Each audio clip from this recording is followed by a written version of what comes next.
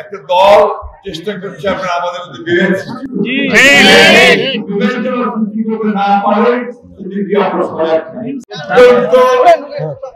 বাংলাদেশের বিশিষ্ট মানুষ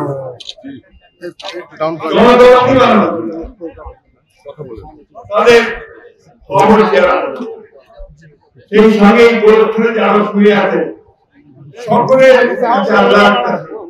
তাদের জন্য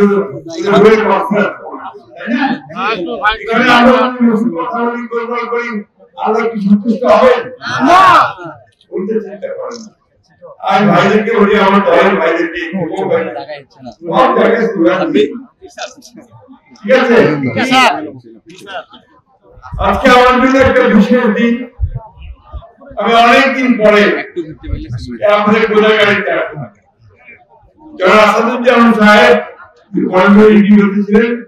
তার সঙ্গে বাংলাদেশি আরো কিছু প্রতিযোগী ছিলেন আর আমাদের সকলের মুরব্বী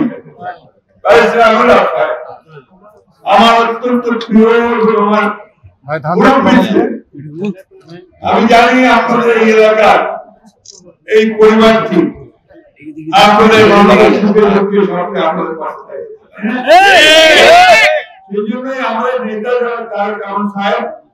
তিনি আজকে এই পরিবারের একজন বিশিষ্ট সদস্য যিনি আমাদের দেশের খালেদা জিয়াকে সব সময় তার পাশে দাঁড়িয়ে তাকে নিরাপত্তা দিয়েছেন সেই জেলার শরীফকে আপনাদের এলাকার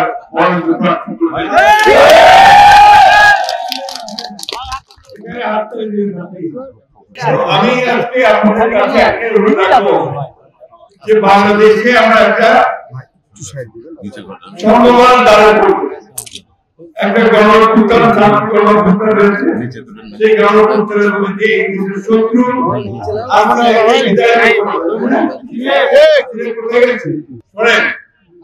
এই যে কথা আমি বলছি সুযোগ দিয়েছেন গণতন্ত্র যাওয়া আমাদের নির্বাচিত প্রার্থী পছন্দ করি তাকে ভোট দেওয়া তাই না কখনো রাত্রিবেলা কখনো জোর করে কখনো দামি ভোট এসব করে নিয়ে আমরা যেন সঠিক লোকটাকে যে কাজ করতে পারবে তাকে যেন আমরা নির্বাচন আপনাদের এই এলাকার যিনি আমি আমাদের সকলের তার পরিবারের সবাই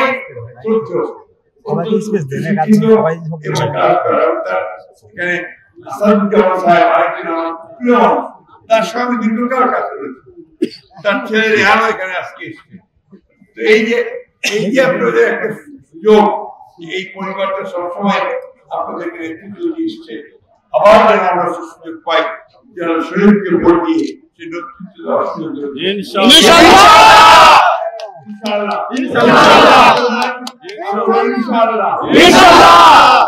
একটা দল চেষ্টা করছে আপনারা আমাদের মধ্যে বিভেদ না পারে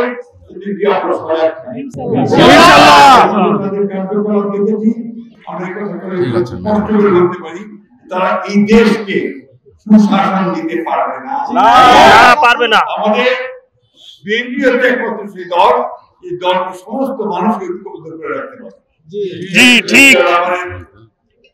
সৃষ্টি করা এই দল দেশের বেগম খালেদা জিয়ার নেতৃত্বে এই দল আবার এখন আমাদের নেতা তারেক রহমান নেতৃত্বে আবার নতুন করে আমাদের গাড়িতে আবার ধানের শীষের পতাকা পথ করে উঠবে